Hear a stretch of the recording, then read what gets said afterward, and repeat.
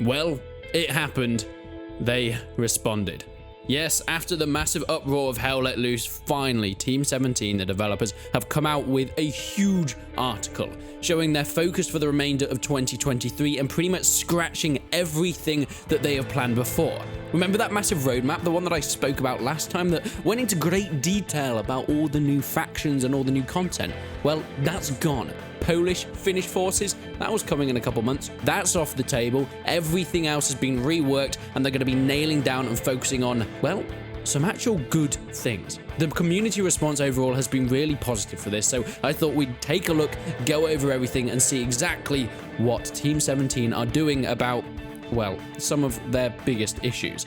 They start by saying, Hell Let Loose is an indie title that was given the opportunity to grow thanks to you, a community of passionate players. Their focus is now going to be on the delivery of more frequent patches, but fortunately, that does not mean more frequent content drops. One of my biggest criticisms was with Team 17, it looks like they're heading way towards going down the Marvel route. As much as a strange comparison that might seem, Marvel and Bob Iger, who is the owner of Disney, has actually just come out today to say that he feels like the whole of the MCU has been diluted because of the massive content coming out, and it's really split the fan base. And that's kind of on a, granted, much smaller scale, what Hell Let Loose have just come out and said on the same day. Adding things in like multiple factions months after each other seems to be completely diluting everything that the game has to offer. Content no longer has that huge impact. It no longer has that massive influx of players every time something new drops. Even something tiny before, like Purple Heart Lane, one map comes out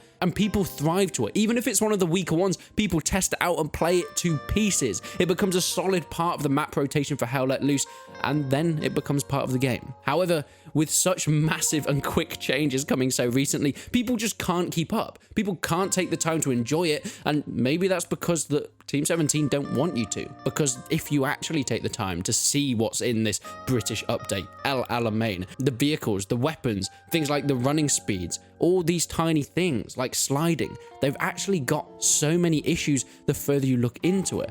So the content bombing maybe has been a bit of a way to try and distract players from the quality. They have said that the 2023 original roadmap will be changed to focus to a slower speed of content delivery, bringing more 100-player warfare and offensive maps, which is the big thing for me.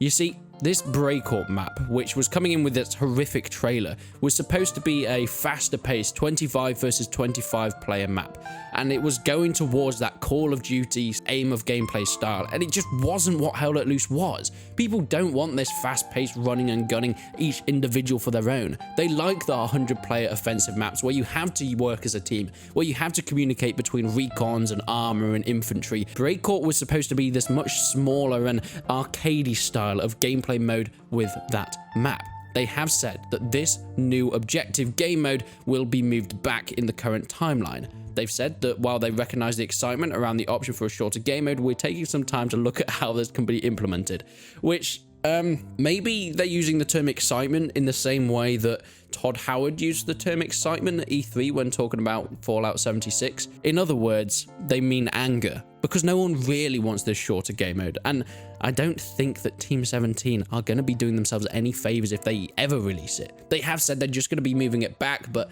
we know this is developer speak for probably putting it on hold for now and eventually slowly drifting it off into the distance, and we forget that it ever happened, which fortunately, taking it into the flowers and putting a quick pistol to the skull is probably the best thing for an objective game mode, in Hell Let Loose at least. Now we get onto the British forces, the huge update that I was so excited for. I just want to play as a fellow Blightyman, sipping tea and shooting my Lee Enfield whilst I can see goddamn Tetrarchs running across the battlefield, but it was a disaster. I loved so many parts of it, but especially things like the machine guns, like what is the Bren gun? Like, you can't even control this thing. The new map, El Alamein, I was so excited for something different, a sandy map heading south into this new African frontier, but it was so much of a change from the actual Hell Let Loose core mechanics that it was so hard to get around that learning curve, and I think people really found it underwhelming.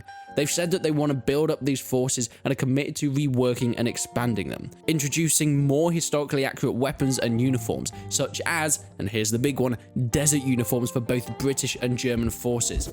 There we go, we got it. Thanks, lads. They specifically acknowledged tweaking certain features of firearms like the Bren gun, which I have just mentioned, and hopefully this will completely change the way that the game works from this point onwards. Because I think El Alamein is a fantastic direction to head into a new frontier, and it's all I've ever wanted from Hell Let Loose, but it was just executed so poorly. Then we have some actual new content coming in patch 14.3. This is something that has been coming for a while. It is a basic training environment, something that you can actually head into as a new player to test your firearms at a practice range, get out the different weapons and vehicles that you'd be using in a live game, whether it's testing the medic class or the rocket class, whether it's getting in a vehicle itself or working out the ways that grenades work. Hell Let Loose has a bit of a learning curve, I think, for a lot of new players, and I think this is only really a positive. I think there might be some hardcore players out there saying, we didn't need this before, we don't need it now. But as much as Team 17 have tried to push this game more towards the mainstream in negative ways, I think in terms of the growth of the game, this is something that is necessary for getting new players in. Because even as a veteran player, we want new players to come into the game, but not to dilute the game as it is, but to make it more accessible, to keep the game as saturated with content and quality, but to have a bit more of a ramp up into it for new players, rather than watering it down for the new players. So this is a positive in my opinion, but please let me know exactly what you think. Then it gets to the store, that is becoming more and more rampant through Hell Let Loose's content updates and Team 17's arrival to the scene. You see, they keep sneaking in these DLCs with every single patch. All these new uniforms and skins that are coming in, and yes, whilst at the moment it doesn't seem like they're pay to win, it is getting very, very close to a lot of content being locked behind barriers that initially we would have got for free under Black Matter's reign. But they have addressed this. They say, we fully understand that your trust in us rightfully is not where it should be. The in-game store was developed as part of an effort to round out the DLC aspect of the game and make it a more accessible experience to purchase DLC on all platforms. They have said the store will never offer any pay-to-win items or offer non-historical cosmetics that break immersion, i.e. pink camouflage. Well, that is good. I'm still kind of hit and miss on it. I think the game itself is fantastic, and they have been bringing us a lot of fresh content, even if it has been weaker in quality in the last few years. But especially when Black Matter were around, we were getting a lot of new content and a lot of fresh stuff and features that we could play for still the same price of the game. Yes, the price has been hitched up somewhat in the last few years, but they've not really charged for more content. And those DLC items, they don't break the game. I would like to see more free stuff, and it's really good that they're adding in things like desert uniforms with the El Alamein map, because that was such a big miss, and hopefully that's not going to be behind a paywall. It doesn't seem like it will be, but you never know with these guys. You never know. Of course, more bugs will be fixed. Things like the sprinting bug, well, that is going to definitely be patched out. They have changed the locomotion speed and dive to prone, meaning that it's going to be a bit more realistic. You're not going to have lads that can run as fast as tanks anymore. And then finally, we have talk of an actual new Summer Warfare DLC. The Summer Warfare DLC will be back in store tomorrow as of the 13th of July and will be available for free on both console and PC players. This offers the night map variant of Sainte-Marie-du-Mont, which is exciting. I mean, the night maps, I'm not that interested in. It will completely change the way the game is played, but I don't necessarily think in a positive way. I don't know. The night maps and the introduction to something like Insurgency was never really something I found necessary. I guess if you have the option, but I don't know if this is going to be massively played. But hey, if you're making some kind of immersion or you're part of one of these clans, this could be a cool option for you. And in terms of future dev briefs, they're going to be posting 2 briefs a month, bringing us way more updates and of course, much more communication with the community. Overall, I think this is pretty positive. They finish it off saying, we know this dev brief is a long one, so we won't keep you any longer, but we hope it's made our intentions clear. We want to work with you building Hell Let Loose that you enjoy and aim to resolve any issues we can.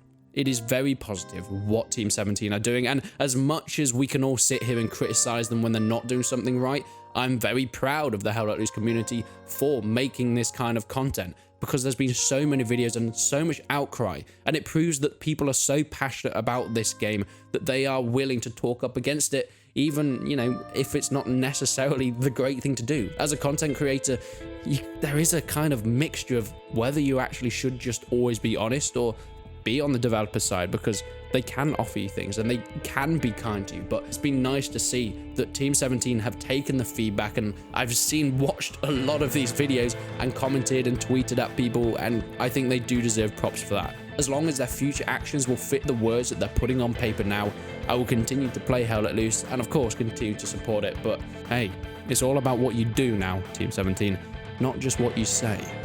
But I'll be here for it. I'll be here for it.